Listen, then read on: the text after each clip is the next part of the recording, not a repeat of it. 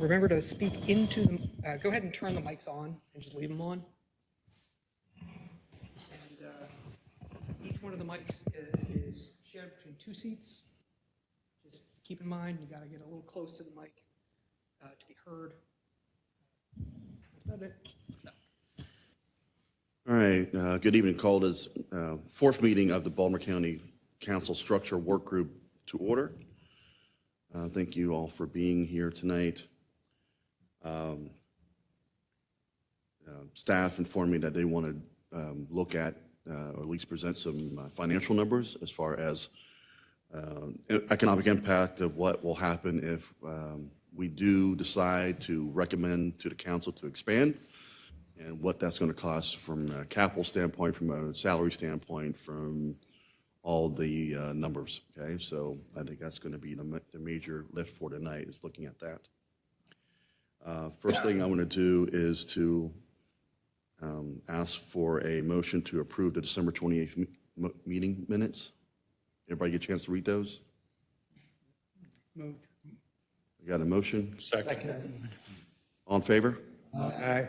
Okay, thank you. Mr. Chair, Yes, sir. just thinking of our end goal, a couple things we discussed and had a consensus for the report that we're going to put out before the public. If some of those items that we do reach a consensus on, if we could elaborate some of the background of why we supported something or why we didn't, or how we get it, that when we come to prepare this stuff, we'll be that much further ahead than having to go back and retrace our steps. What was that discussion about? Well, I think that's something is very reasonable. When we did the Charter Commission 5-6 years ago, something similar happened. That staff basically had notes to keep us up on task where we were supposed to be. So I think that's a good idea. It's probably going to be a lot easier now we have you as someone. I don't know about that. Someone leading the group versus kind of all of us chipping in. So, yeah, I think that's a good idea. Staff, you want to chime in on process on that? Yeah, we were, Brad and I were planning on trying to get,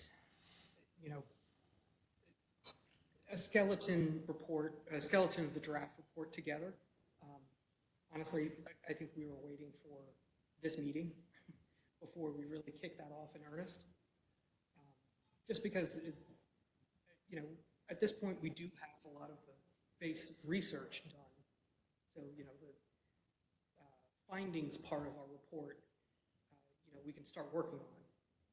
And that will help us kind of narrow down, what are the, I think we all know generally what the questions that you guys are tasked with answering. But yeah, we are going to be working on that. And the next few meetings will really be that part. Is that all right? That's good. I like this. Okay. All right, so pick up number 3. We've talked about the survey. I know some members have sent in questions. Where are we on kind of that process and nailing that down? So, let me, just so it's sure. So Brad and I, we started trying to narrow down the questions, survey questions that you guys had. And we quickly realized that we were not experts in this, and there are experts. So we called one up. We spoke to one of the foremost public polling experts in the state about what they consider, good practices, smart questions, good methods. And to be very blunt, she had 2 basic pieces of advice. Bad data is worse than no data at all, and a bad survey is not just useless, it can be actively harmful to public policy discussions. Her recommendation was, if if the choice is an online survey that we put up on our website, or, you know, if that's our only avenue, she advised us not to do that for a couple of pretty major reasons. The first has to do with respondents, and the other has to do with questions. So on the respondents issue, with an online poll, there is no way to verify who is answering. Even if we asked the name, there's no independent verification. So, you know, these could be people from another jurisdiction, could be someone from out of state. There's also no way to guarantee that someone taking the survey is not taking it multiple times. The survey platform that we use gives us an IP address, but IP addresses change. You know, an IP address it's a combination of three things: time, the device you got, and the connection to the internet you're on. So your phone here is one IP address. When you go home and connect to your home Wi-Fi, that's a different IP address. And your iPad has a different IP address from your phone. So, and there's also programs that allow you to manually cycle that IP address, and so that someone could literally just sit there and take the survey multiple times. So, and so those are kind of the functional problems. There's also the science, the polling science problems, which is you really can't say much with survey results if your sample of respondents are not representative. And even if what she's quoted us as a general representative sample is, I think it was 700 to 900 respondents. And, you know, to be brutally honest, I doubt we'd even get half of that. And even if we did get up to 900 or 1,000 respondents,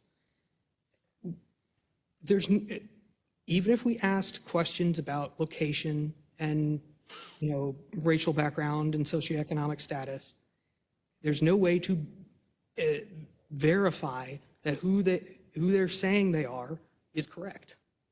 When professional pollsters go out and do these things, do polls, they gather data from a variety of sources, both government and private, to independently verify that who they are calling, who they're speaking to, is who they think, who they're reporting to be.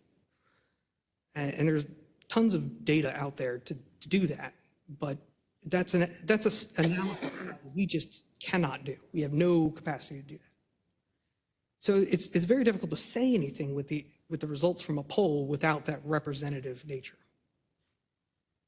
And to be honest, you know, the people who tend to focus on local government, you know, tend to be from the upper end of the economic spectrum, you know, tend to be whiter, you know, in race. I just think that we're not going to get a representative sample. The last part has to do with questions. So I gave her the questions that you all submitted to me and that we looked at at the previous meeting. And her conclusion was that the concepts that we were trying to drive at are good concepts, but the questions themselves had a lot of flaws. And not only that, the questions themselves were biased and were biased in different directions, but importantly, they were biased in opposite directions. You know, to put it another way, they kind of revealed the preferences of the people who were of the questioners. It was a push poll, basically. Yeah, and it does take a lot of skill and experience to draft, you know, somewhat neutral questions. I mean, I don't think there's such a thing as a perfect question, but you know, that's professional pollsters are spend their life doing, is trying to come up with something as close to neutral as they can. And we were not there. The problem with push polling or bias questioning is that it tends to be used by advocates on any side of an issue or all sides of an issue to browbeat the questioners. In doing the research, to get to this point, I saw an article, from early January about the Pittsburgh, it's not the Pittsburgh city mayor, but it's the county, Allegheny County. The Allegheny County executive, newly sworn in, put out a 9-page poll or survey asking for respondents to, tell this new administration what they want to do, what kind of public policy they want to see. And she was getting a lot of criticism from specifically the Allegheny County Council that that the survey was biased towards liberal agenda items, and that it was going to be used as justification for the agenda that she was going to do anyway. My greatest, and this was anecdotal because this was one news article I saw, one jurisdiction. I'm not saying that that's going to happen here, but I do think it's a serious consideration that your hard work could be distracted from by an online survey with.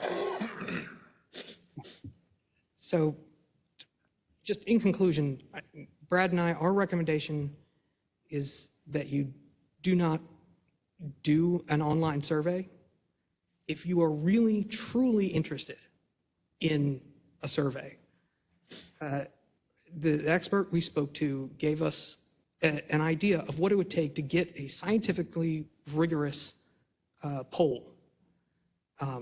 It would be a calling poll, not an online one, and it would cost between $25,000 and $30,000. It could be done relatively quickly, within 2 to 3 weeks after they started. But, so our suggestion is, if you are extremely serious about wanting to get a survey, don't do an online poll. Consider either using the public hearings to get the public input, or think about asking the county council whether they'd be interested in funding a scientific poll.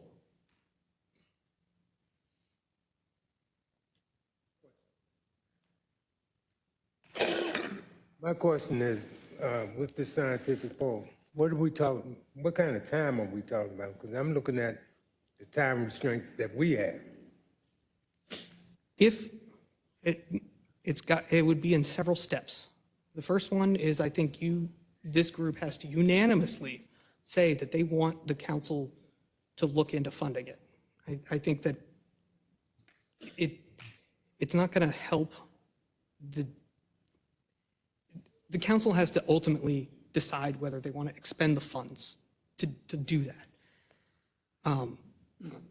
And like I said, 25 to 30,000 is the base price. It can be done within 2 to 3 weeks. I would say probably after signing the contract. But I think it's a big ask in terms of money and time.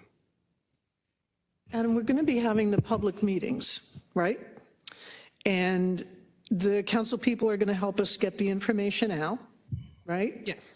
I think it's online. We're able to go in there. People are able to go in there and see what we've discussed, what we've come up with, that sort of thing. And basically, whatever our recommendation is to the county council, the people are going to vote yay or nay. I mean, I don't think this survey is the be-all, end-all. I think that people are going to be pretty well versed, if they want to be, and if they're interested in what we're doing. As far as the survey is concerned, I don't know, I can only speak for myself personally. Whatever information is received from that survey, how much I'm going to use it to base my decisions regarding what needs to be done. And I'm only speaking for myself. I don't know if anyone was planning to say, okay, I'm going to use a survey and that's going to formulate my decisions, that's going to change what I'm thinking. But I don't, me personally, feel that any information I'm going to receive from that survey is going to make a major impact on what I feel should be done. And I'm sort of coming to that same thing, is that whatever we put together as a group and present, it would be up to the county council to say yay or nay.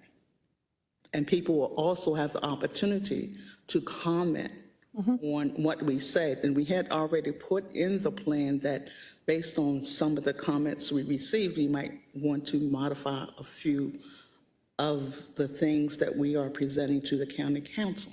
So. I guess my feelings are that the survey probably would be less useful given what Adam's found out from his sources. The only thing I am concerned about is I don't want us to be reacting just to the comments in the public hearing. So how do we achieve more interaction?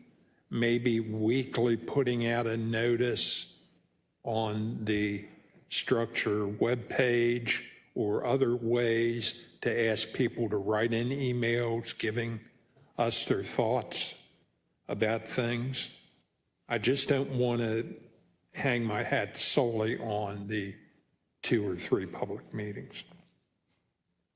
And the problem with the emails too, that I saw, and I've seen in, as an elected official, is you get a lot of cut and paste where it's the same email. You get a group together that wants a certain thing done, and they'll send that email out to hundreds of people and say, can you please send this email? I mean, I've gotten them, where it doesn't really give you a true idea of what the people in your district, and you got to remember, a lot of us are representing certain districts. So even if you did a poll, you take 900 people, there's 7 districts. I mean, that's 100 people per district. That's not a really good sampling of, Right. Of the 125,000 people that the councilman represent. So, I agree that I don't know that and it's coming up with a group of questions that how long would it take to come up with a group of questions that we all agree with? That are scientifically correct. Exactly, that are scientifically correct. Well, apparently, we're not able to do that, so we'll let the polling company do that. That's been established, right? We're not good at that. Anybody else have any comments on this? Please feel free. I agree. I don't think we need a survey. I make a motion that we don't do a survey. I'll second it. All in favor? Aye. Okay. Answer that question. All right. All right, so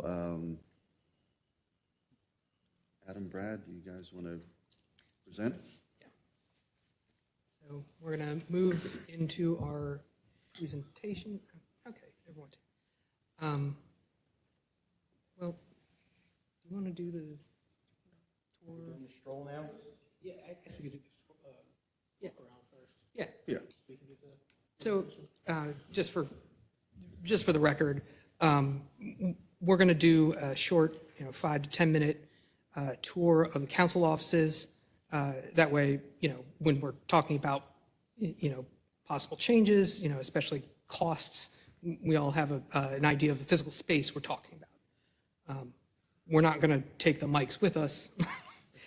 So the recording's going to show, 5 to 10 minutes of us not being here, and then we're going to come back. All right?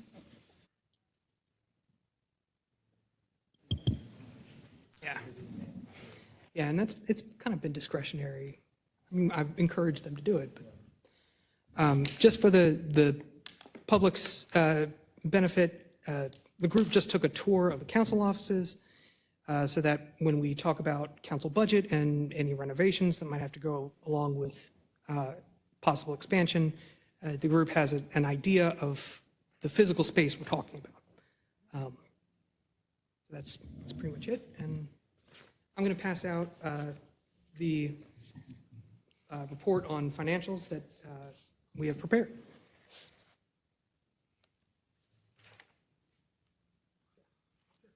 All right.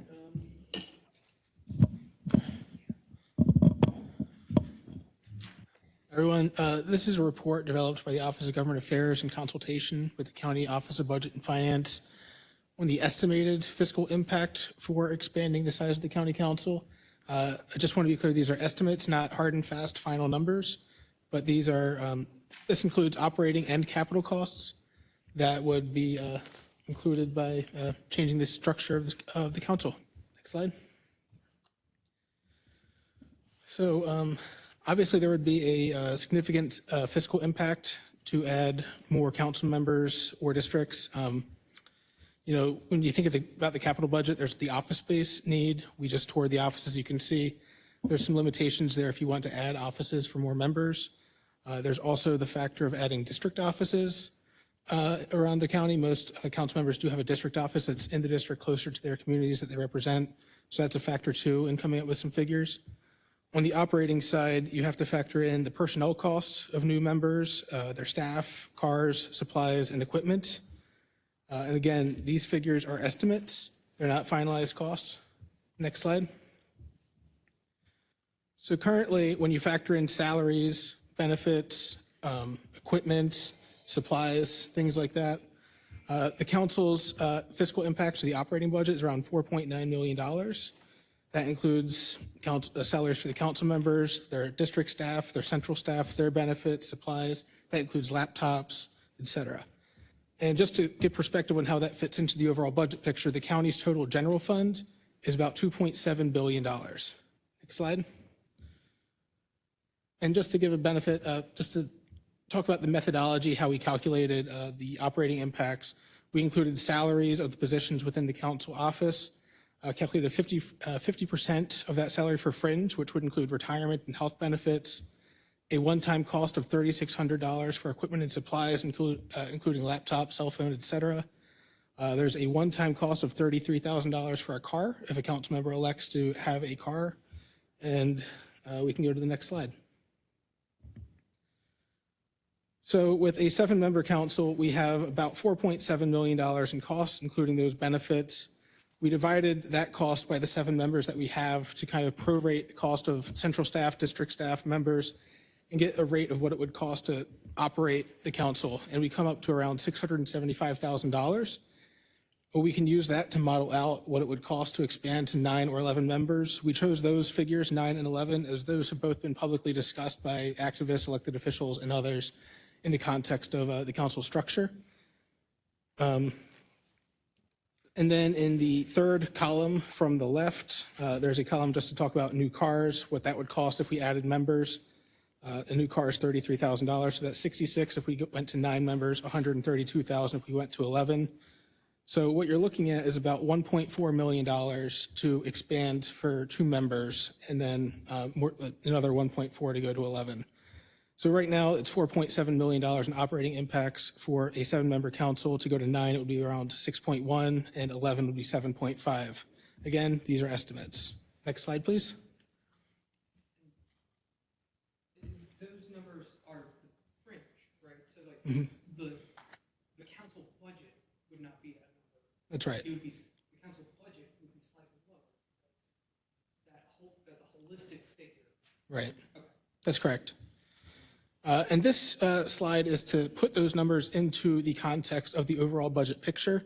As stated, the county's general fund is around $2.7 billion. In the 5-year period from fiscal year 2020 to present, that fund grew from $2.1 billion to $2.7 billion. As a share of that general fund, the council's current budget is about 0.17% of the general fund. That's less than a percentage point. Using current figures and without projecting future revenues, the general fund usually grows, but just to use current numbers, a 9-member council would have about a 0.22% budget share and 11 would be about 0.27, just to give some context about how it fits into the overall picture. Next slide, please.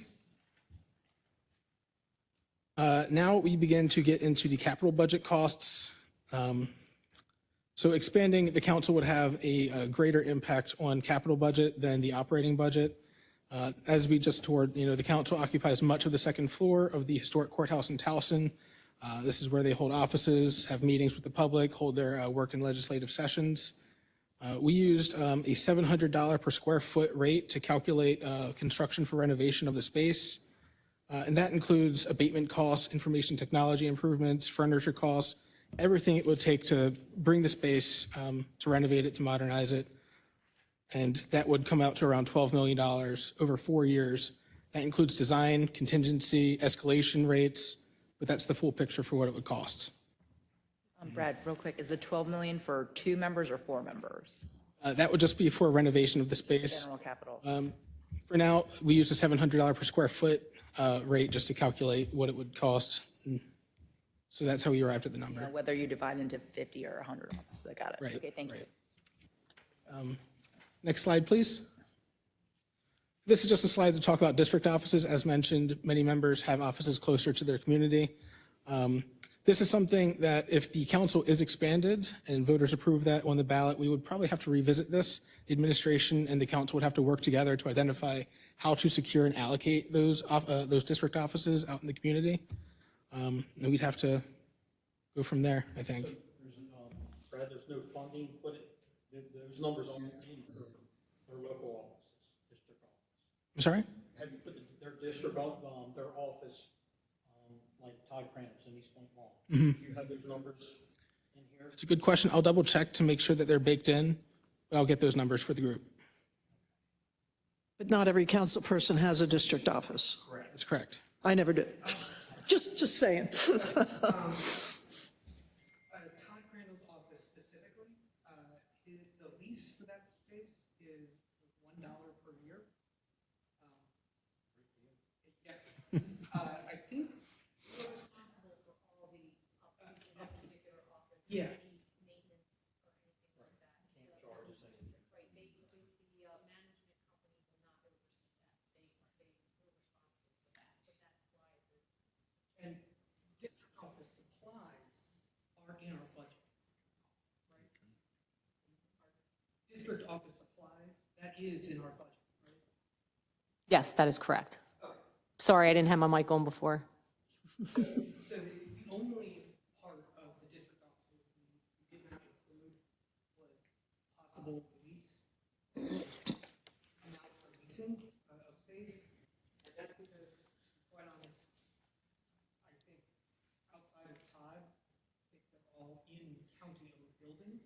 That's correct. That's what they try to do, is find a county-owned building to put the office in. If that's not possible within the district, then we have to look outside of lease to lease.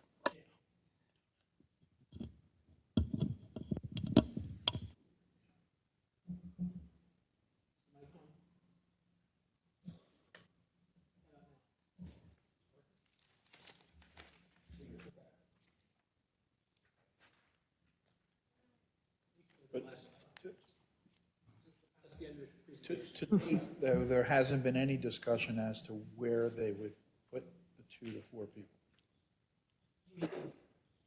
Offices, yeah, well, yeah, no, district is not a big deal. I mean, the district has to be reconfigured, but here, there's no idea as to room to put. I mean, I think that has to be part of the consideration. Where are you going to put them? And as far as, how are you going to put them here? And, that has to all play in this whole thing about you know, whether we're going to do it or not. I think it's important. I mean, you can say, oh, yeah, we're going to, you know, add 2 more people, but if there's not enough room for 2 more people, what are you going to do with them? You know, you can't put them on the street, you know, so there's no consideration as to where they would put those people yet.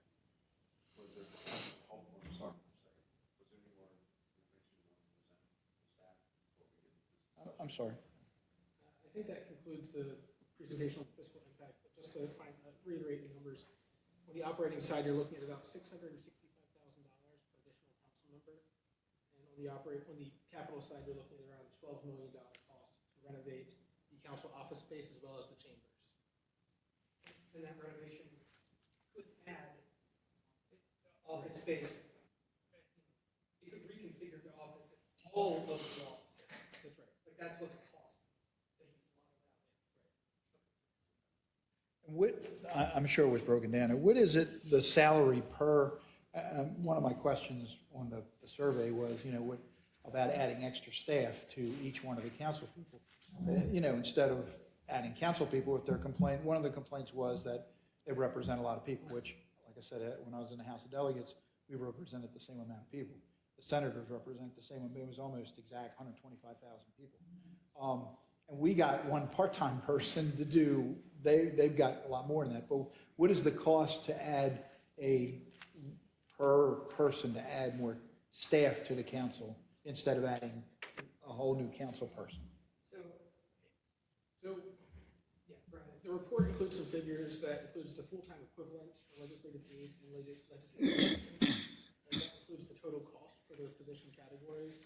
So the council currently has 14 full-time equivalents for legislative aides and 3 full-time equivalents for legislative assistants. The aides that equates to around $1.9 million in FY24 cost. Well, actually 2.9 when you factor in their fringe benefits and retirement. So I could run some numbers real quick. Well, I mean, I can. You know,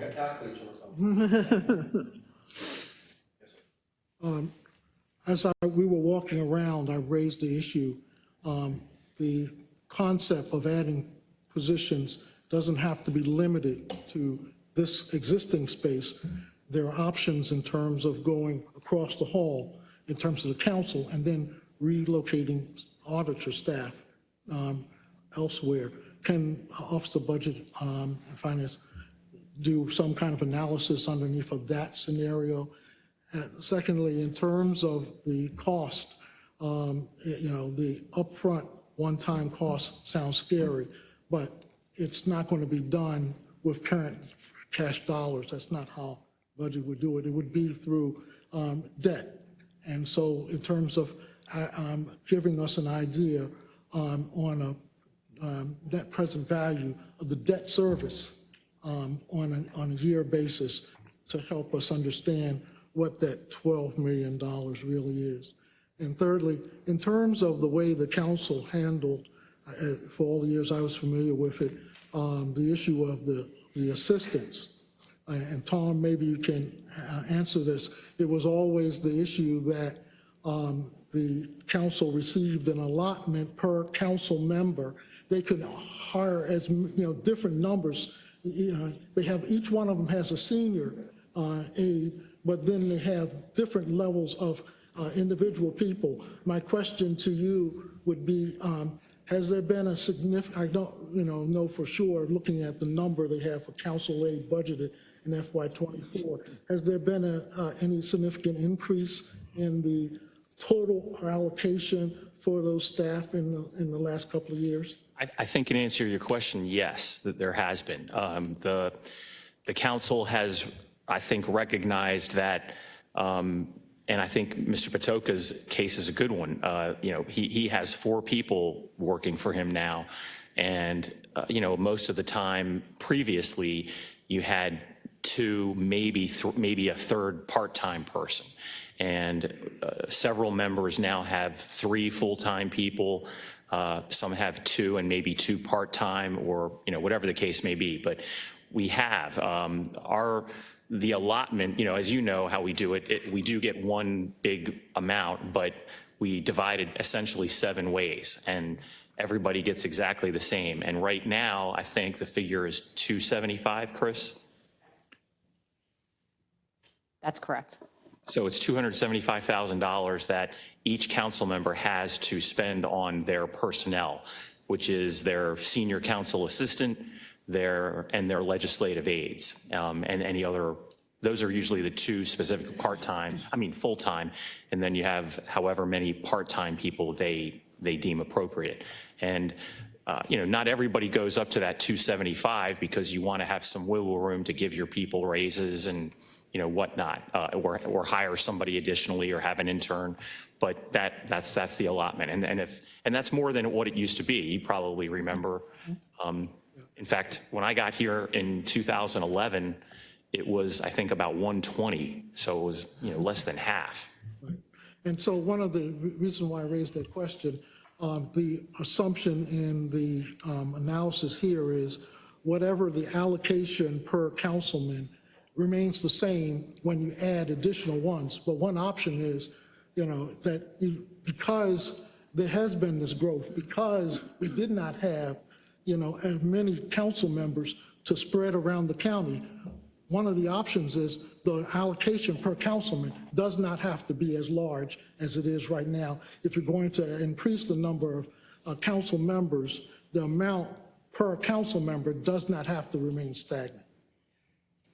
Yeah, but one of the complaints that I've heard from the council people is that the workload, okay, the amount of constituent cases they have. So if you add 2 more council people, but take away assistants, then that's not going to change. I mean, that number is still going to be relatively the same because you're adding and subtracting, different people. So it's not going to make a big difference. So the complaint may still be there that, there's a lot of constituent work for the amount of people that they have because you're taking people away from them. I'm sorry. Okay, I'm sorry. So, that's relative with, with what you're talking about, as far as I see anyway. When we did it in the legislature, you go from a 3-man district to a single-member district, your number of constituent cases go down, but your number of people also goes down because you're not helping each other out. So, that concern is still going to be there with, and I'm talking about, David Marks is my councilman, about the number of constituent cases that they have per year. Their number is relatively equal to what we did in the House of Delegates. I ran the numbers. I called my old legislative assistant. She gave me the numbers versus David's numbers. His numbers, he has 3 people. I had 1 part-time person to do the same work that the council people had 3 people to do. So, and we still represented the same amount of people, 125,000 people in each district. Well, excuse me, since we're talking about a councilman and their work, one happens to be here. Sure, I just want to offer a comment. Thank you, Mr. When did you say you started? So thank you, Mr. Chair, and thank you all for agreeing to participate in this really important work. I'm Izzy Patoka, and I'm chair now, recently, and 2nd District Council member. And I just wanted to add something I thought was relevant to the discussion. Tom Boswick said that he started in 2011, and that was announced 2024. And what I have noticed in the work that I have done as council member and the work, I've done this kind of work for many, many years, and the volume of work has changed dramatically because of technology. And I can tell you that the number of, in terms of just constituent service, let's forget all the other components of the job, or all the other, all the other components of the job. For constituent services, the number of portals have changed dramatically. There's the old school, someone calls on a landline and says there's an issue, and there's a piece of mail that comes in through the U.S. mail. And more recently, we get an extraordinary volume of emails, an extraordinary volume of texts, an extraordinary volume of Facebook requests, an extraordinary volume of LinkedIn requests. I can tell you, I don't check LinkedIn, and I don't think any of my team members do, but I often get folks that come up to me and say, hey, you never responded to me. And we're very thorough about checking every request that comes in. I said, well, how did you do it? I said, well, I sent you a LinkedIn message. And so I just want to point that out because as you discuss this and as technology will change and allow for greater access to your elected officials, I think that's why the workload will grow irrespective, I believe, of how many council members you have, because it'll grow with the level of ways to reach out to your council member, and I think it will only grow more and more as time goes on. Mr. Chairman, if you had a magic wand, how many staff members would you want? I think it's quality over quantity. For me, I can easily say, and I don't mean this to be disrespectful to any of my colleagues, but I'm really proud of the team. That this is the 2nd District team here. They're off of work right now, but they're spending their time here at this hearing or this meeting because they want to understand how they can best serve, and they want to observe the work of the talented groups, talented people at this table. And when I was suggesting the idea that it wouldn't have to be as much, I wasn't suggesting an absolute offset, one for the other. Right now, in theory, if there is 3 assistants per council member, then there's 21. If we're saying we went up 4 more, then that would take it to 33. I'm saying you wouldn't need to necessarily take it to 33. You could say that, you know, even if it was 2, back to 2 per councilman, that would be 22, that would be an increase. It could be 2.5 funding because it's an allotment of dollars. What the number of staff people is dependent upon the council person, because as Councilman pointed out, some councilmen will put more emphasis on full-time people to get better quality, or a higher salary person to pay for a higher quality. So what I'm saying is it doesn't have to be an exact dollar for dollar increase. It could be 2.5. It could be 2.25, whatever it is. That's all I'm pointing out. It doesn't have to be an exact dollar for dollar match off. Since we have the chairman here, probably won't get him again. Does anybody have any other questions?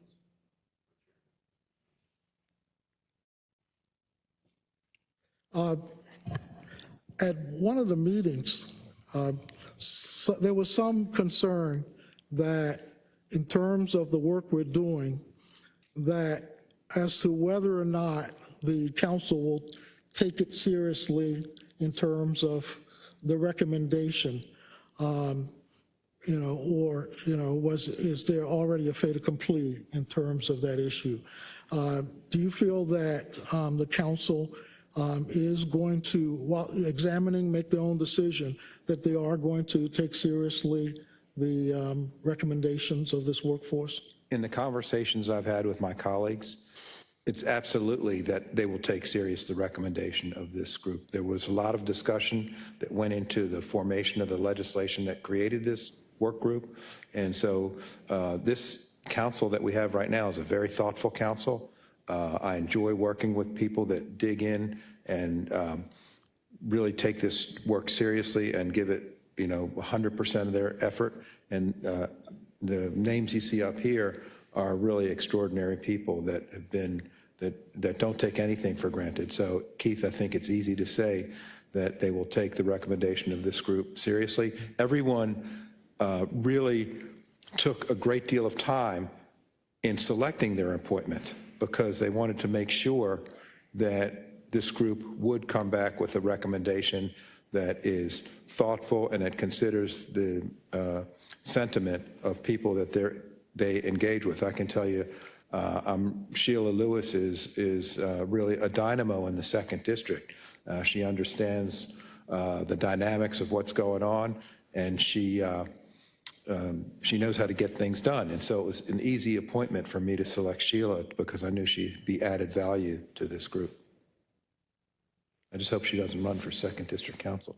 No, Never, never. Seriously, never, never, never.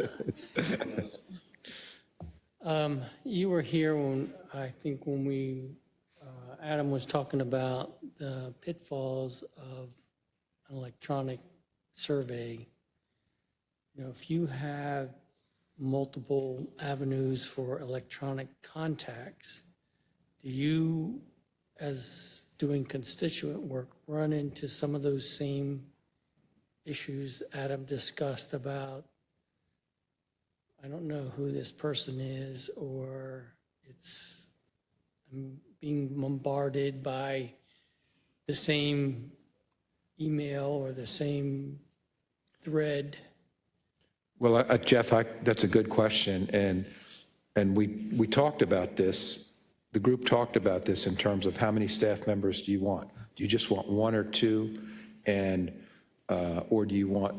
And I have 4, probably a larger number, I guess, Tom, than most of the members. Yes, sir. And so, because it's my philosophy of how I want the council office to operate, and my philosophy is I want people touching people.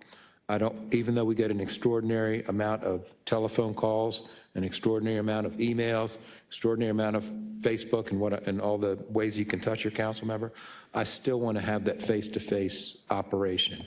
And Ms. Lewis can probably tell you that we're in the Villanova community pretty regularly, whether it's a cleanup or whether it's a community meeting. But in my philosophy of how to be a good council office is you have to have a person-to-person relationship. And so when somebody calls the office, we usually have that person-to-person relationship. So we know if we can weigh the severity of the issue coming in. Does that answer your question? I have one. How many calls do you feel that come in that are calls that should be going to the executive part of the Baltimore County? That's a loaded question. Brad, can you turn away for a moment? It's important.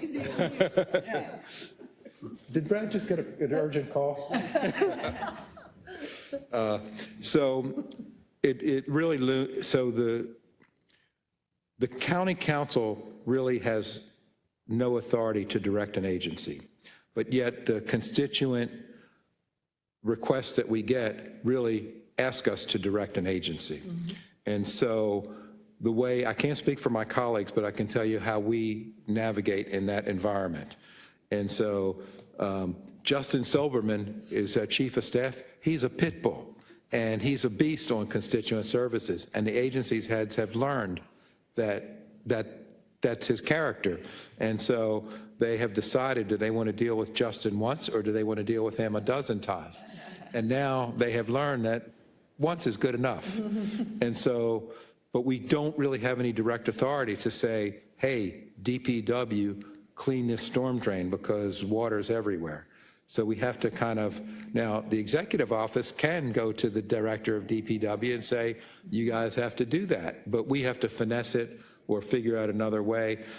My younger staff are learning from Justin, and they're going to develop their own methods for making an agency go. So, I mean, when I say go, press the button that makes it work. If I may, Mr. Chairman, they probably do get calls that would maybe otherwise be more appropriate to go directly to the administration, but when you're in the constituent services business, you don't say, well, ma'am, I this number instead. So I don't think it's easy to quantify exactly how many they get. Well, my whole point is we need to do a better job of educating the constituents where to call. It's easier said than done. I know it is. Well, I mean, but we still have to try. We get constituent calls in the supermarket, and Vicki, you know this, and John, you probably know this from your days as an elected.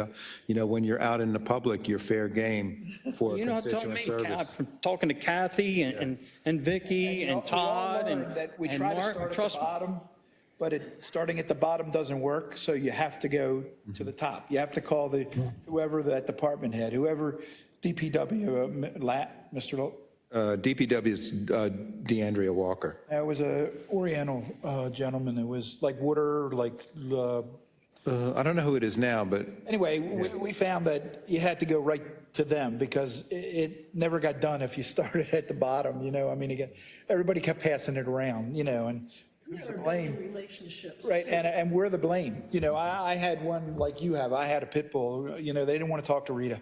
You know, once there's enough talking to Rita, because but she also found that we had to go to the top. You know, and we would sometimes call you guys because we would run into a roadblock, and it was a county agency, and luckily the council people worked really good with the legislative body. You know, when we had a problem. You know. I don't think we ever called the county executive's office, you know, for anything. We always went to the council. Let them be the bad guy. You know? I was going to say, though, all that is true, but some county executives in the past, depending on their temperament, wanted everything run through them. That's true. Fair point. And I want to say, and Johnny O, he's got a good team together, and to be honest, I go to the executives before I go to the council because it gets done quick. I'm just, it happens. The county council, I mean, they're just bombarded. And I know that. And most of the time I won't even bother with them because I know it's not their job to do that. I'm going to where it needs to go.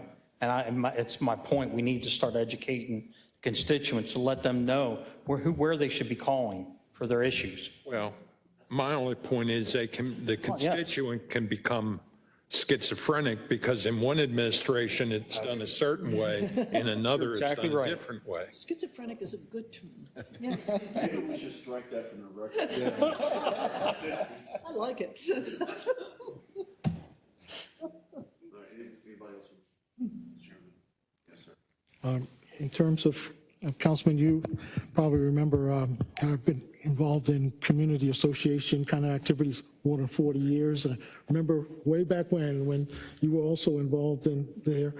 As you are going out now in terms of compared to those days, do you feel that you have, and you were talking about sort of like face-to-face kinds of things, the way you like to do it in constituent services. Do you feel pressed now to be able to get out, to the different groups, ability to get out like would have been possible many years ago because of the increase in community association, increase of apartment developments and associations related to that? Is there more of a demand on your time if you really want to pursue face-to-face kinds of things for you as a councilman now than, let's say, 20 years ago? Well, I've done this kind of work pretty much my whole life, Keith. And so I think, to me, it just seems the world was slower back then. And so it's really, our news is rapid, the ability to move information has to be rapid, otherwise it's irrelevant. So I think the world has changed. In this part-time job I have, I'm out every night at a community meeting. I have one after this, the Lockern Improvement Association. And it's all up to the council member. Each of us has our own style. And I applaud the current council because our styles are very compatible. And everyone, as I pointed out earlier, is thoughtful. Sure. If I could just say one thing and I will leave, I want to thank you for giving me a moment to speak. And I just want to say that we focused on constituent services, but that's just one component of the job. Right now, as Vicki can tell you, we're in CCMP and master plan. We hopefully will do something with the adequate public facilities ordinance. We have a whole agenda of things that are both legislative and things that are routine and things that are not so routine. But constituent services, if this is 100%, it really should be about that, but it does take up 50 to 60% of the time.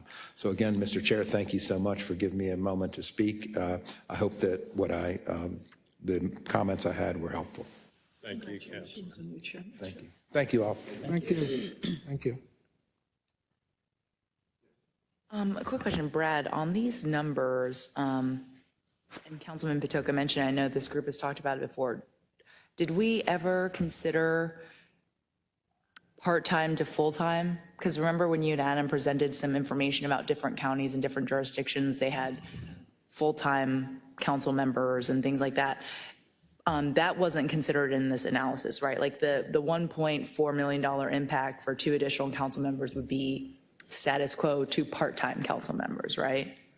So, I mean, I guess we don't have a budgetary impact analysis on full-time because we've never done that before, but I definitely wanted to bring that up to the work group again, that, you know, similar to what Keith and John have been talking about, there is definitely more than one way to view this, right? It could be same amount of council members, increase aid money or the pool that they get from the 275 to 350, throwing numbers out there, right? Or it could be keep the 275 the same, but then make the current council members full-time, so they would have additional time, and it might increase the diversity in people that run for a council position, right? So, you know, there's only a certain amount of people that can do this type of work on a part-time salary rather than full-time. I agree with you. I think that that has a lot to do with it as far as people running, because it's a part-time job. I did it, I believe, as a full-time job, as Izzy does. I didn't have another job, but there were others on the council when I was there that had full-time jobs, really full-time jobs, plus this. So they relied a lot more on their office staff and assistants because of the job that they had. Now, if it were a full-time job, I think more people would be inclined to run and to say, yeah, this is my job. But to do this job and another full-time job is pretty hairy. I really think that. Then we get into discussion of salary. How much? Right, right.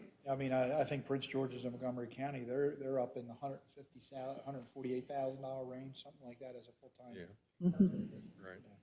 So it would be a huge, and whether some of the council people could do it. I mean, they have some of our council people have other jobs that are they willing to give up that job to do this full-time with the chance that they may lose the next time? You know, I mean, it's not guaranteed. Right. Yes, I thought this discussion was very interesting, the tour and everything, the cost of the renovations, the salaries and that type of thing. And the focus of our objective is whether or not we should expand the county council. And it's good to know that if we said yes, what that's going to mean. The renovation cost is going to be a one-time cost. And it was even a note that at some point, this might just need to be renovated because it's becoming obsolete, and that might be the appropriate time to do the expansion. So even though that $12 million is a one-time cost, it does sound something that's doable for what the proposals are. And then I think about what the focus is, that we are going to enable the council members to have more time to devote to their constituents. That being the case, does really the cost of this going to impact the decision? Or am I going to consider that I feel that cost is justified to give the citizens of Baltimore County more of what they want and say they need? The idea of constituent services, it's questionable that people may be doing it the incorrect way, but on the other side of that coin, that council person and their staff are able to understand the needs and the desires of their constituents, so that when they sit and perform their other duties, I'm not going to call them auxiliary duties, but there are other duties that aren't so constituent focused, they are now sitting there making those decisions, knowing what their constituents need. So that being the case, if the objective is to make that a better enhancement of the services to the citizens of Baltimore County, then the cost to achieve that might seem outlandish if I'm talking about renovating my house.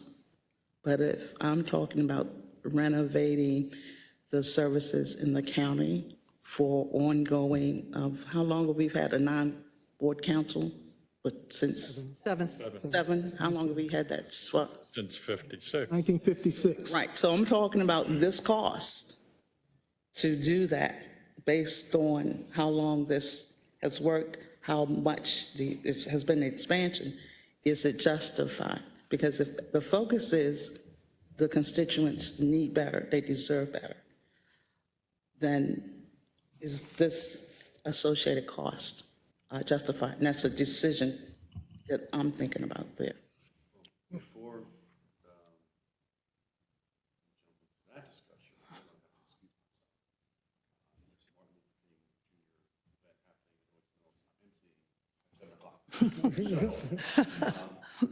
asked, and Vicky Holman has graciously accepted being my vice chair for this work group. So I'm going to turn it over to her capable hands, and we will continue the conversation. Thank you. See you next time. Thank you. Vicki, and, Yes. well, you know, I was listening to your presentation, and as we walked through this building, I was looking at the simple fact, being a facility person myself, you know, with this marble in here, this marble alone, just moving this marble, but this $700 is not, a square foot is not going to do it. I mean, yes, this building is historic. I understand that. But when you think about putting in a different space, you're going to have to move some of this marble, and this marble isn't cheap. Yes, Keith. Back to Ms. Lewis' question and concern, I was thinking about that issue in terms of to what the extent of the task for this work group. I think it's important for us to incorporate into our report estimates of cost so that the council can make a decision with that information involved. We can even comment on the issue of the cost, but I think our task is one of looking at, is it advisable for various reasons to increase or not increase the council size? That is our task and our focus, because as you know, the fiscal authority is first in terms of the executive proposing, the council resolving that. We can't make a determination what the fiscal capacity is for the county to afford to do this. And we don't have to find the money. We don't have to find it, but we do need to make a legitimate recommendation based on what we believe are the needs of the county in terms of council representation, and then we can include, as I said, so for the public who will read it, they will be educated to that fact as well as to what costs are involved. But I don't think it's our task to make a decision based on the ability for the county to pay. That's beyond our capabilities to make that analysis. I do think people, though, in our public meetings, the constituents, I think they're going to be concerned about where's the money coming from. Are you going to raise my taxes? I mean, I can hear that being the first question. Jeff? I think I would side with Keith, especially when the numbers that you talk about, if the council were to go, the percent share of the total county budget is less than 0.3. And I'm sure if you put the $12 million renovation cost in perspective of what is the overall capital budget, it's probably in that same magnitude. And I think kind of marrying these two, that cost, to me, doesn't overwhelm the need for, if you had more and more representation, each council person could spend theoretically some additional time on policy that may drive constituent requests down, because the policy is addressing some of the consistent desires or, problems that the residents are facing. I think I'm worried, though, that how will we answer that question, though, at a public meeting? Yes, Sheila. I think it goes to education. When I sit down and actually think that when it was established, there would be 7 council districts in the late 50s with less than half of the present population. I think most, I'm not going to talk about the people. I think most reasonable people understand that it has changed significantly and it's time.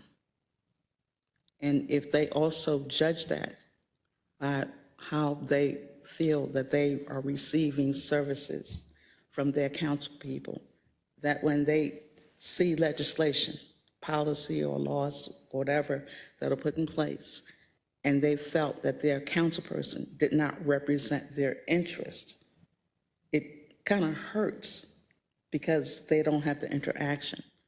But given the number of constituents that the individual council people have, that might be a reason for it, that if you want better service, then you're going to have to give a little bit to get what you want. Eric? Keep in mind, however, and we heard this, I think, at the last session that we had, that St. Louis County, Missouri has greater population than Baltimore County. County's roughly 850. St. Louis, Missouri County is over 1 million, and they have 7 council people. So it can be done, and maybe the answer is full-time as opposed to part-time. And there's a lot of variables that are going to be involved in our final determination. I just hope everybody keeps that there are many ways to skin this cat. John? Do we know who brought this forward? Was it the citizens that brought the idea of going to 9 or 11 council people, or was it somebody, the administration, or was it the council that brought this forward? Do we know where it came from? That is a fascinating question, actually. I think the answer is yes. It's actually been brought up several times over the decades. The 1978 Charter Review Commission brought it up. The 2017 Charter Commission that our current chairman served on, they brought it up. There have been different movements in the 90s and 2000s, like citizen-led petitions that ultimately were unsuccessful. And of course, the most recent one is the Vote for More campaign that's currently going on. So this is, it's fair to say this is a multi-generational question. Okay. And one more question, and I looked at the numbers. It looks like our population in Baltimore County went down from the last census. So, Then, the census was what, 21 or 20? 20. And it's gone down since then, since 2020, right? So let me give you a little context about the census. On the even years, so the tens years, the census is tasked with actually doing the full head count. In between that, they release what I would call unofficial numbers that are using models based on the previous full head count. So that's what was released. And they do that, I think, every 2 years. So on the evens, in between the full head count. COVID may have played a role in this, but the difference between the 2020 or 2018 estimate and the full head count in 2020, about 7%. Above or below? The 2018 estimate of where we would be was below by 7%. Okay. So the actual head count was greater. Okay. I'm not, like I said, COVID may have played a role. The head count starts in April It started in April of 2020. So we were full into COVID by that point. Right. But it's just something to keep in mind. The unofficial numbers are statistical models versus the full head count. There's debates about which one is ultimately more accurate. Right. I look at, and I don't know if a lot of people, I'm a retired police officer, and I look at the numbers for police, and they're moving out of this state in droves. Yeah, droves. Because of the tax base, because of how much taxes are. Sure, everybody that owns a house just got their reassessment, or a lot of people did, and saw how much the reassessment, huh? Yeah, so, I mean, that has a lot to do with it. But, you know, COVID may play a part in it, but I see a lot more people moving out of the state. Yeah, keep in mind too, you know, a particular group, especially one, you know, like a well-represented employee group, like police officers, you know, they're represented very well by FOPs who, you know, are charged with keeping tabs on them in a variety of different ways, Right. and life aspects. So I think that the level of detail that you have is unusually high when you talk about police officers. Okay. You know, when you look at the population in general, you know, the census can only do so much to, you know, and especially they don't do as much as, you know, your local FOP does in terms of Tracking, right, Yeah. tracking the people, yeah. No. Yeah, that's the only basis I can, you know, go off of is, and then, like Vicki said, it's in droves. I mean, they're moving, you know, south in droves to a Lex tax or Delaware. Delaware is getting a lot of them because of the tax base and what you have to pay as far as taxes and things like that. So Keith, that's all I can gauge from. Keith, and then Sheila. Yeah, in terms of going back to what the two of you were talking about, in terms of putting it in perspective and the responding, that's why I was asking the question in terms of what the debt service would be, which is over a 30-year period of time. So that puts that 12 in a better perspective when you're talking about the impact it's not 12 million one time and people thinking, oh, my taxes are going to go up by 12. It's being able to pay the debt service, which likely would not cause an increase in taxes. I mean, we went 30 years, I know personally, that we went 30 years without a tax increase. So one does not equate to the other. The other side of perspective is, as you were sort of pointing out, that it's been 65 years that we've lived under this configuration. Depending on whether it's 9 or 11 council members, we may be in the next century before we need to make another adjustment in size, so that when you talk about this dollars, it's not even just the 30 years of the debt service. It is a longer perspective than that. We're talking about 75 years.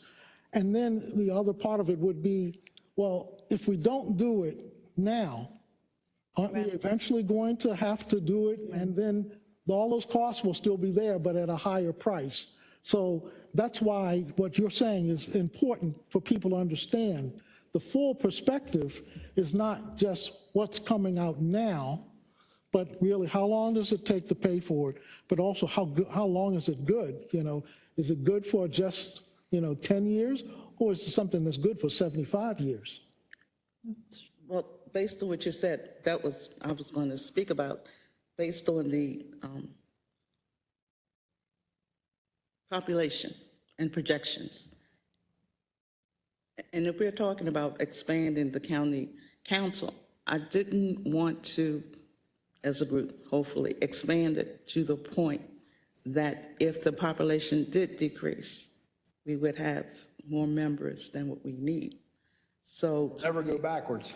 that's exactly what I was thinking. Right. That's why I said that's exactly right. You can't take it back. So that would be something to give into consideration. Do we just say, hey, let's go here, or do we say, let's go here? Because at some point, if we do feel that projections will say, not necessarily the county will lose a lot of population, but maybe this will be our max. like if we're looking at the master plan where they're talking about the ERDL for the land development, and maybe they say, we're going to cap it here because we do want to keep that rural land and not have it all become suburban or urban, and the population will maybe max out at this level, then we have all these council people that we may not need. So that's something when we talk about that number, could think about those projections. So I just wanted to also mention, and I know a few of us have mentioned, potentially part-time to full-time rather than just expanding the number. I mean, and Councilman Patoka mentioned it too. I mean, there is a thing of quality versus quantity, right? And as part of this work group, we've been talking about increasing the diversity of the council and the representation so that it more mirrors, the demographics of Baltimore County. Similar to, Vicki and I were talking about, I don't think you're going to attract, let's just say, a younger, more diverse pool of council people if it continues to be a part-time job, just because, similar to like you said, and we've seen a lot of our council people out in our districts late at night, early in the morning, on the weekends, trying to, give the constituents as much face time as possible. But, there is another big part of the council person's job, which is not just constituent services.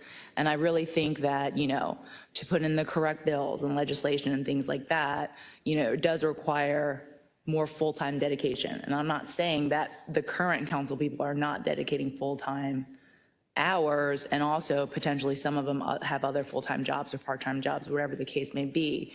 But I definitely think as a group, we really need to consider that when we mention our recommendations, because it really is going to have to try to attract different types of people that run. I do think a full-time position would attract and be more younger people, that younger demographic would look at it in a different light than rather it's just a part-time job. Yeah, Keith.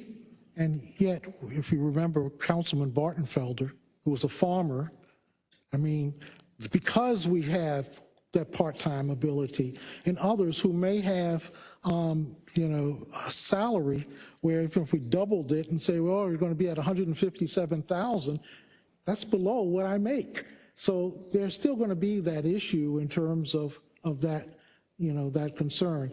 But, I think that what the original framers of our charter were thinking, to allow for also those people who are going to be, involved, and not necessarily that is their dominant, that they still have a connection with the regular council county resident who has a regular kind of job.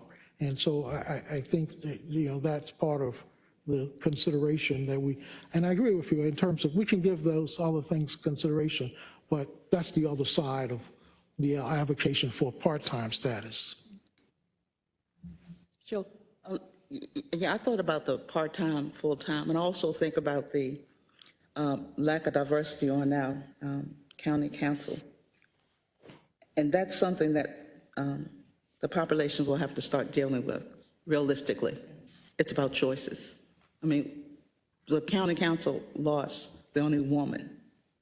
And it was, people knew it. She said she was leaving, and yet there was not one woman out of the 850-some thousand that said, whether I want to do it full-time or part-time, I'm going to take that stand. So that's something to be considered, that if people want representation, they're going to have to step up to provide that representation. The other thing is that if the job is full-time with a significant salary increase, then my concern is something I talked about earlier, and I'm like, okay, let's put it on this side. Term limits.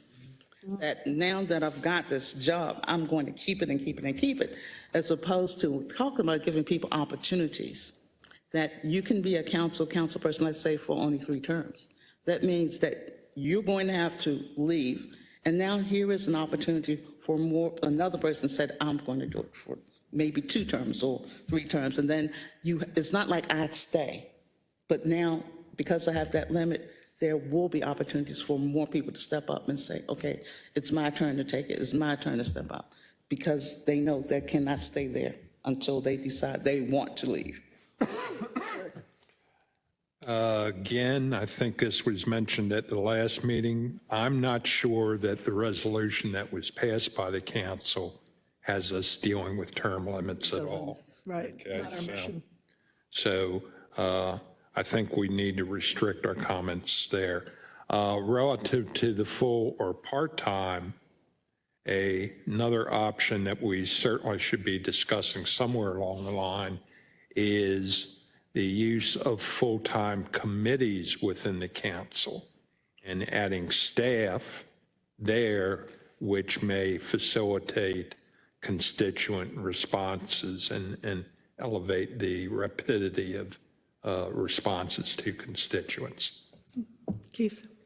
And I have actually forgot what I had wanted to ask before I responded to Emily, and that was, can planning provide us with some data in terms of the outlook over the next, whatever, 20, 30, 40, 50 years, whatever, something, that gives us, and Jeff is pulling out something now that takes it all the way up to 2050.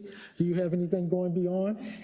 I think Jeff's got our answer for us. So in 2050, this is from the State Data Center, is 934,520 people. Divided by 7 is, but yeah, I said going further because, because we wouldn't even have paid off debt service by that point in time. So, if planning has something of a longer horizon for us to consider in terms of that. 30 years is usually there. One that you'll publish. Give me that number one more time. Anybody else want to? 934,520. About, Yeah. a little higher. Right. So one thing I'm still trying to research is go backwards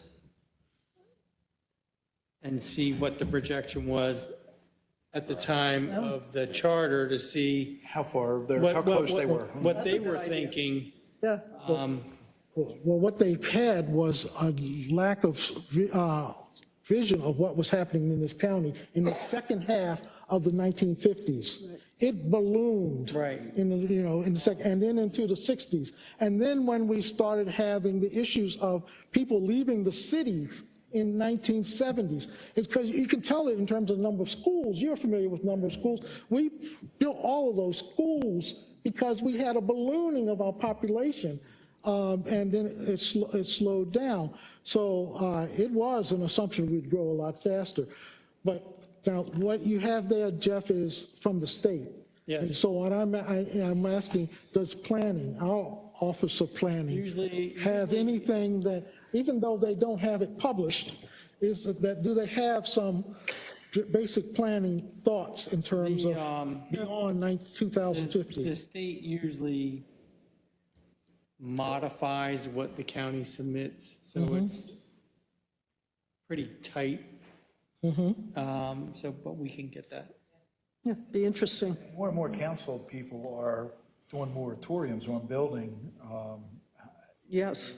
They're, I don't know the term for it, but, they're expanding one house per acre or whatever, I know in our area, down in the Middle River area, they wanted to put a whole bunch of houses and apartments down by that plant that they just blew up. Right, right, the crane company, and that's not going to. Not going to happen. David says it's not going to happen. He's put a, something on, on paper that. Unanimous 20-some. And then along Ebenezer Road, Road's another area where there's a vacant lot that's probably 25 acres. 475 acres. Is that what it is? And it's just sitting there now because they can't build on it, Well, the thing of it is, they're still filling it in. It's going to be 10 years. I know, but but there's a lot of things coming to play, There's some things happening there, and so. Yeah. We'll leave that. They're running out of room. Yeah, true. Everybody's running out of room. I think that's true. I think that's North County's probably the only place left where they got, and a lot of those are farms that they can't build, I think that's a good point, that are we being built out as much as we possibly can be with the restrictions on environmental and other factors, that we're not allowing 40 townhouses on an acre of land in Garrison Forest, where in Owings Mills, something like that. I mean, I wonder the potential for, I mean, I think there's always building going to happen, but the potential for these huge, like Owings Mills and White Marsh that have built out, you know, are there other areas that are going to be built out like that? Yes, Amy? And I think, you know, part of Keith's question, obviously, we just went through Master Plan 2030, right? And then we're about to enter CZMP, as Councilman Matoka mentioned. I mean, I definitely think Jeff's numbers reflect that we're not growing at a huge percentage anymore, right? We're more like, we're at 850,000 about, we're gonna be at 930,000 in 2050, right? So 5 years. yeah, so it's definitely more smarter growth than just like a giant amount of growth, right, Vicki? So it's more, I think, and as Sheila mentioned, I mean, we're kind of, yes, we can plan a little bit for the future and, you know, take some of the projections, but it's more just at this moment in time with about 850,000 constituents versus in 56, when, you know, the original charter was formed, do we really feel like it's a quantity play? Do we feel like it's a quality play of, you know, full-time, part-time? I think that's kind of really what we're trying to focus on, right? It's like, we can't predict what's going to happen. I mean, if there's another growth spurt or if people just mass exodus, like we talked about, I mean, it happens. And we also have a booming like a growing elderly population, right, in the county. So it's like, you know, people are aging in place and then they're staying, but then, you know, unfortunately, if they pass away, are we attracting younger people In those to move? neighborhoods. That's right. The oldest population in the state of Maryland. That's right. Yeah. And so that's also part of it too, right? So maybe that's part of Jeff's projections is like, okay, it's a little bit more stagnant growth because we have an aging population and we really aren't attracting that younger group from other parts of the state. So I think, you know, as a work group, we can only just take the amount of information that we have and make the best recommendation. Any other discussion? Brad, Adam?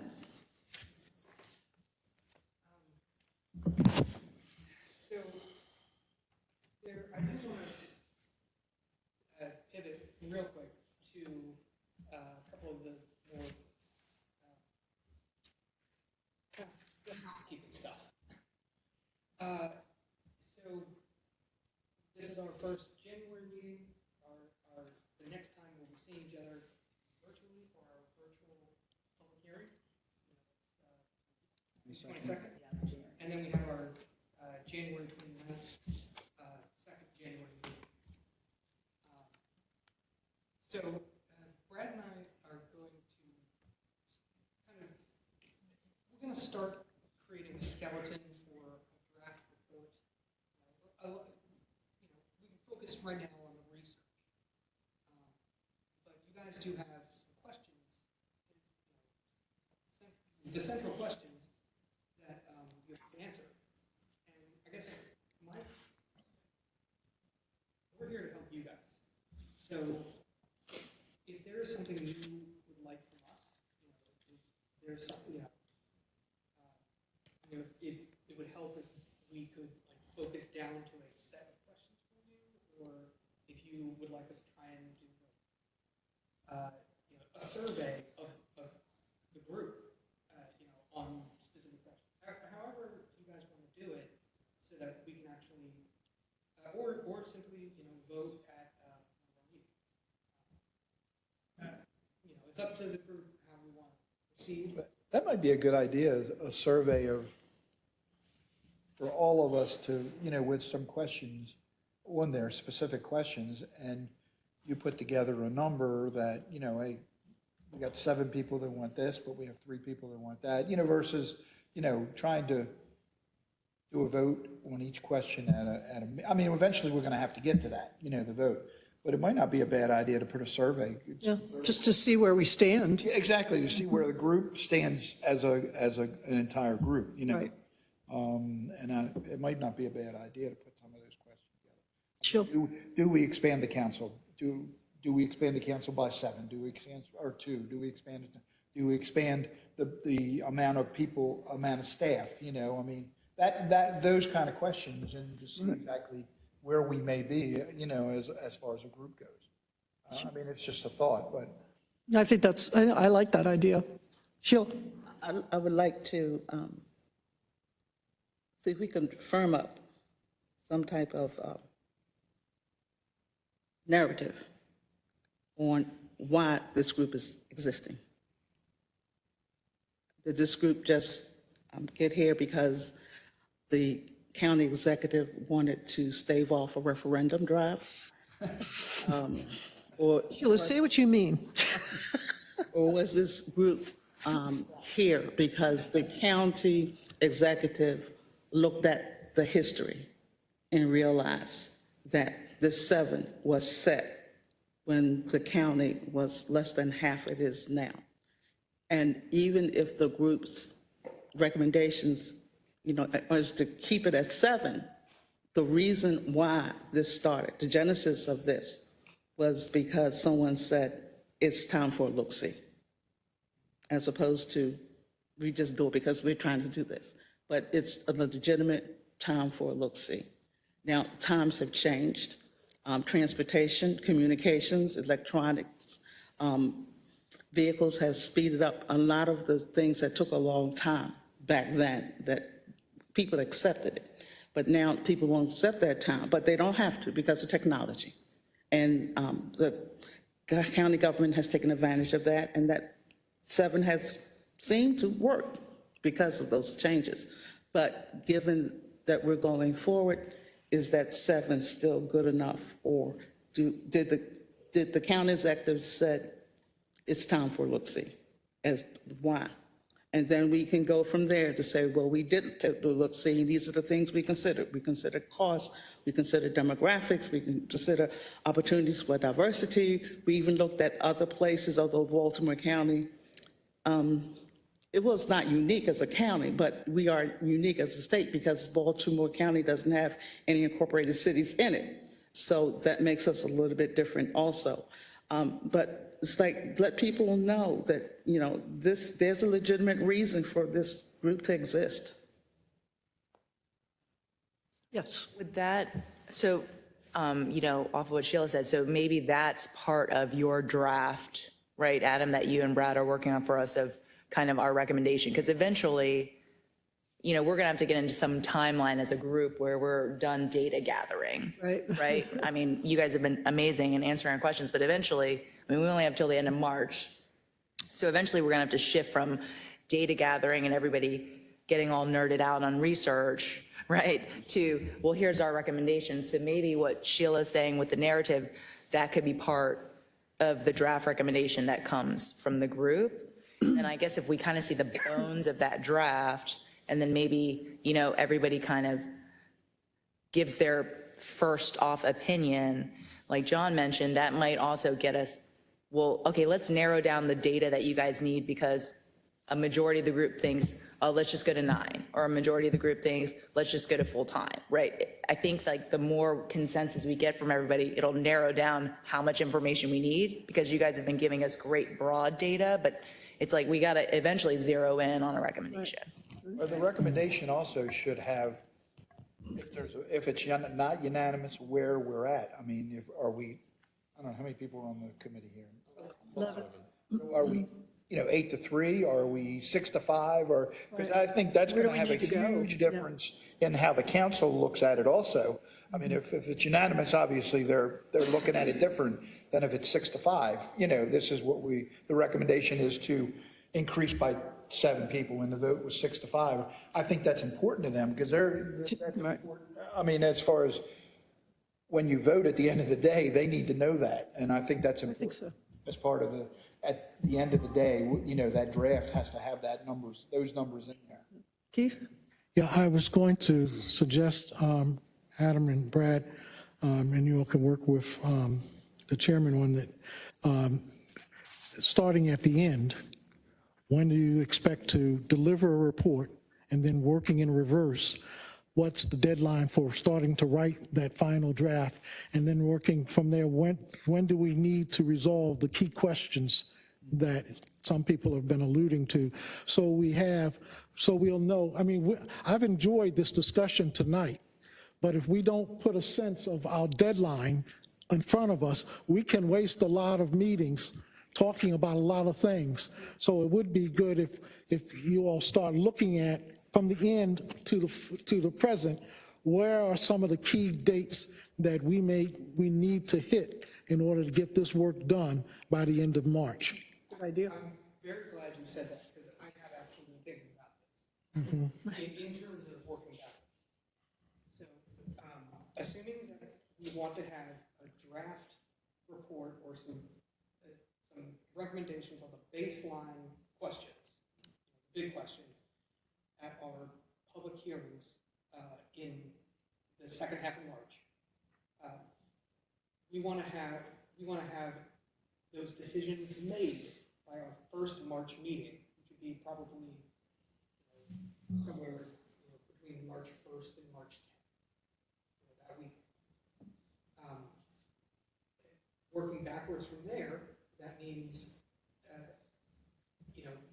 Brad and I will start working on a draft. We can give you the bones of a draft probably by our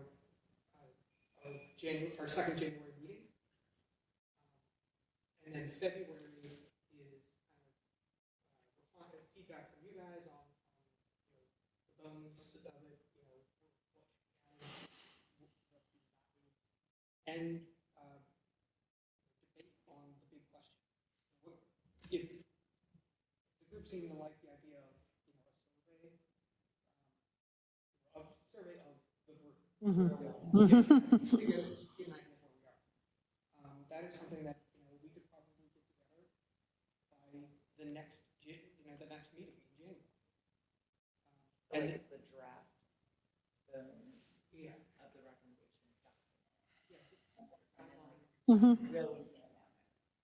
So could tonight, if everyone agrees that we should take a feeling to find out where we stand, is it tonight to agree to do that and to submit questions that we will see in the next couple of days? That these are the questions that people want the answer to. I want to know how many want 2. I want to know how many want 4. I want to know how many want 6. I want to know how many don't want any.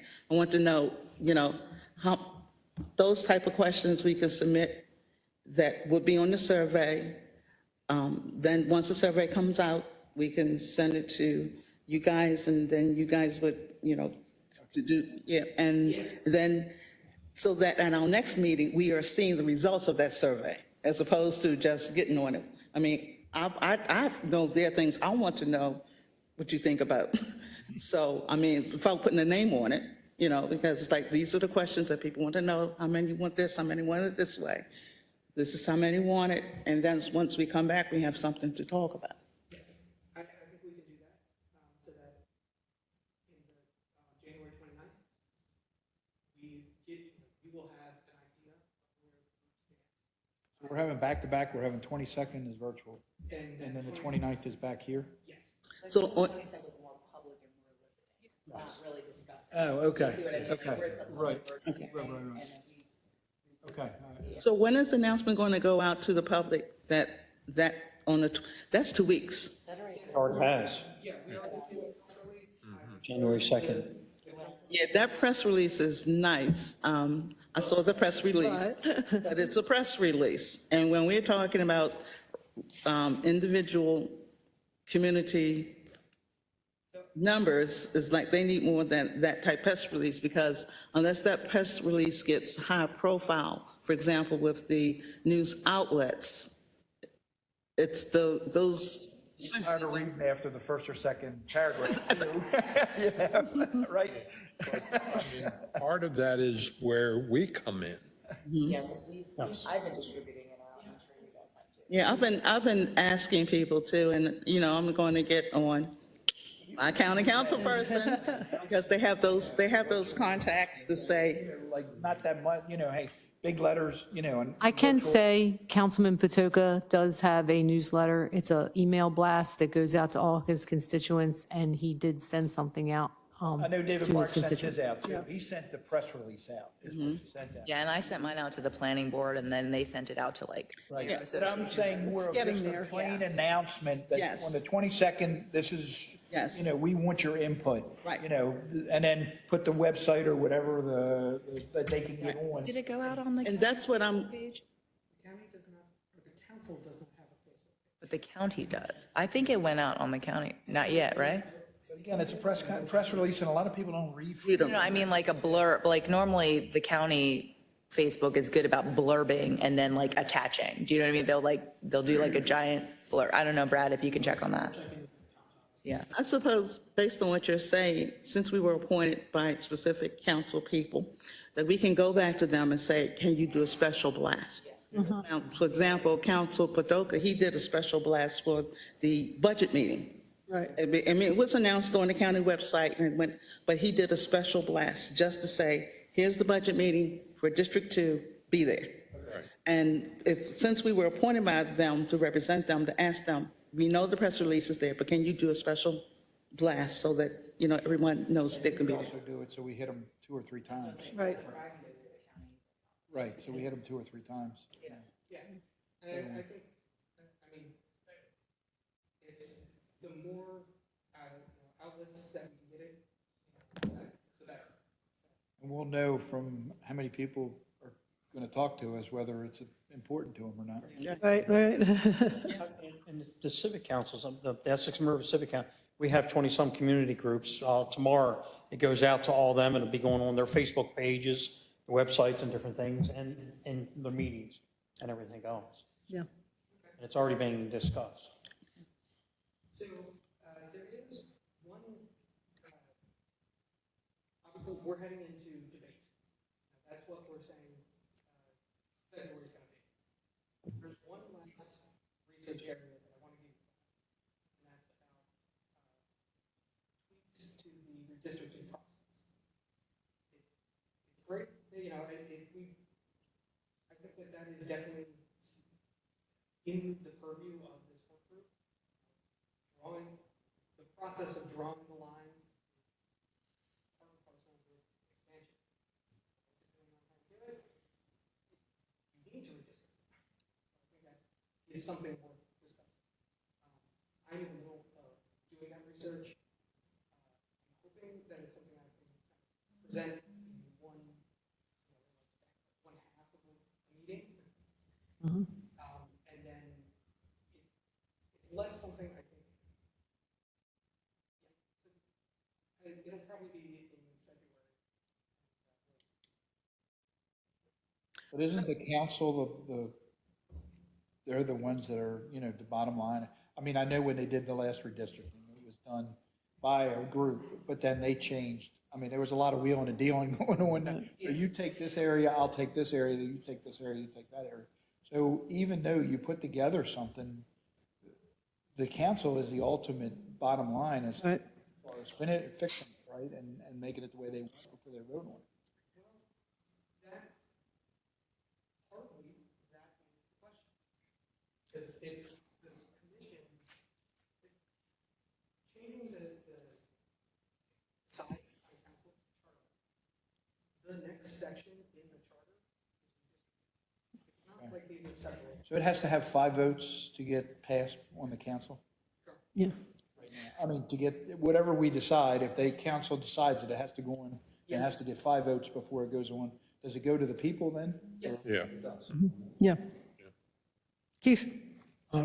Along with that, Adam, and I've sort of been waiting to bring it up, since you're bringing up the redistricting, there are other areas of the charter that we may need to address if we do change the number of councilmen. Right now, the planning board is based on a council member per councilman, and it assumes it has the number 7 written in the charter. Well, if we change the number, that's another charter amendment. There are other boards and commissions that specifically say a 7 in there. So I think there's 4 areas that, where it's mentioned, that where complicated we'll it have is, to yeah. address that if, to point out that if you're going to do this, and this is where the planning board is a particular interest one. Right now, the planning board has basically 8 people from the county executive side and 7 from the council side. So when you add more councilmen, and if you add more representative, do you change the number of executive appointees to maintain the balance of power, or do you just leave it flat? That is a question that is addressed when you can't avoid it, that if it says specifically there are 7 representatives from the council, and now you have 9 or 11, you have to change that section, and then what does that do to the planning board? And you have to address it. Do you leave the 8 the same, or do you add additional people for the executives, representatives to maintain that balance there? I would like to see that information. I'm glad you brought it up. I would like to see that information for you guys to go through whatever documents you need to do for the county to determine these will be directly impacted by your decision, so that we are fully aware of that. I think there are a lot more than we I can know as send you, well. Right, and I I can would send you like- something. It's on the back of the Fillmore petition. And It is. I would like to see that. And also the redistricting, it just happened. And I'm assuming if it's done, it's going to be done with the same process, because I guess we have the same guidelines. And I know I researched that significantly because I submitted a request regarding my community to that. So I understand that process. And if somebody wants to look it up, it's not long, surprisingly, but it is relevant and pertinent if someone wants to look it up and see what's really involved in that redistricting, which is done by a different commission that was set by the county council. But it is interesting that that would happen if we decided to do it differently. And I wonder, would the redistricting process be different if we increased the council, or would the redistricting start from where the districts are now? Because there's been so much redistricting over the years that we have divided communities. We have done a lot of that I'm not quite sure was the best way to do it. So are we going to, in a redistricting process, would they start from where everything is now, or would we take a step back and look at the county as a whole again and do redistricting that way? There's a really brief answer, which is when you are keeping the same number of districts, it is possible to nip and tuck around edges and keep the base, the center of each district the same. Right. It is practically impossible to do that when you are Increasing. or changing the number of districts, because it's like a balloon. You squeeze it on one end, and your population at the other end is out of whack. Right. How close do they have to be as far as numbers? I know congressional have to be within 5 or 10 people. Legislative has to be within 5,000 or 4,000. How much in the council does it have to be? 10% between the largest. Bit actually. It is a big variance. Martell's and Todd Crandall. Todd Crandall has a large. Yeah, right now, the difference between the smallest and the largest is like 8,000 to 9,000, I think. And it's like, maybe it's 8 or 9%. But you look at the map, and Wade Koch has got the biggest area of Baltimore County, but he might have the small. But that has No population, right. County Cal. Liberty Road, the Liberty Road. Billy said that. It's probably high, really way up there as far as numbers. When you get to the older communities, the numbers do increase. Right, right. Because they mature. And they also, and to talk about the demographics, they fluctuate, because like where I live, in the part of Pikesville I live, at one time, we needed a lot of schools, a lot of young families, because of the suburban area. The people love the area. They rather age in place. And now that they are aging out, now we're seeing influx of more families again. And now we're having another need for more schools, because, like I said, the generational thing is. That Liberty Road corridor was the first corridor that increased from Baltimore City. You could see that when I was a policeman, we could, the people moved up the Liberty Road car. Because it was a straight line. Right, straight line, that's right. I mean, I remember Park Heights and then Rolling Road Right. I mean, it was a huge change in population. And once they evened the road out, and it was the late 50s, once they evened the road out and you stopped going up and down your hills, what manual, admission, yes, straight line. I know we're rounding out 2 hours. I just wanted to flag that for you, the issue that we talked about at one of our February. So we'll submitting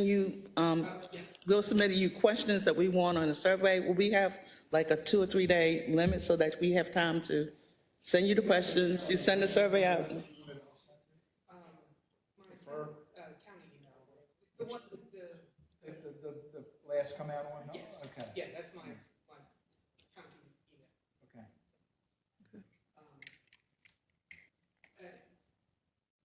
I would say if you guys can give me your draft questions by the 22nd. Oh, I wanted to hear the results by the 22nd. Yeah, 22nd is a virtual meeting. I know, but at least if we're finding out, once we find out what we think, then we're hearing what people think. I mean, if it's too aggressive, no problem. I mean, we're coming back on the 29th, and we'll be dealing with both our questions and the public's questions. That's what I'm saying, right, we'll have them, and we'll have, like, for example, if I'm looking at what people are feeling and I'm hearing what I'm hearing from the public, I mean, it makes, well, if it's too aggressive, not a problem. Yes, Eric. I'm going to be out of the country the last week in February, this week, and the 26th of February to the 2nd of March. Not that, I mean, you can do it without me, but I'm just wanted to, I'll be out of the country. So. And that is a good point. I sent out to the group dates for February. I know that there's a couple of folks who do have some issues, but they're not going to be around. So I'm going to do the best I can to thread the needle. Okay. Yeah. What is our quorum? As long as we're not voting on anything, that's the key. Yeah, it's 6. As long as we're not voting on anything, then I think everybody needs to be available for the vote, on whatever. Right. I think that's right. So I would make sure that you have some availability that first week in March. I think that's a drop dead. It's the 4th is a Monday in March. Yeah, I mean, we can do it at, there's multiple days within that first week or so, first 10 days. But that's probably when we're going to actually do it. Since everybody's already planning like February and March, I know you sent the February dates out, but could you just send March date out options to the group now? So we could just get them on the calendar now? That would be helpful, I think, for everybody. Yeah. Okay. Eric. One thing I want to mention on in-person meetings, there was a suggestion that they be done on the weekends because presumably more people might be able to show up on a weekend as opposed to a work day, night. For a public hearing. Yeah. Yeah. Yeah, that was something that came in, I think, from a community person that said that about when we have the community meetings. Football season, or you won't get anybody in. That's right, that's right. So true. You mean during March Madness time? Well, that's not really, that's right. March Madness. That's March Madness, is March. In March. You ain't gonna get anybody. We're stuck between a rock and a hard place here. No, we're not. Remember, this is open, people know, they just have to make a decision. Yeah, Just did it right there. Right, they have to make a decision, what's important. This is from 58 for 7 till now, this is a once in a lifetime. Okay, folks, I think, We won't be around for the, some of us won't be around for the Oh, next no. I'll be taking a dirt nap. no doubt about it. I haven't had to say this for a long time, but can I have a motion to adjourn? I move that we adjourn. Yay. Thank you. Good meeting.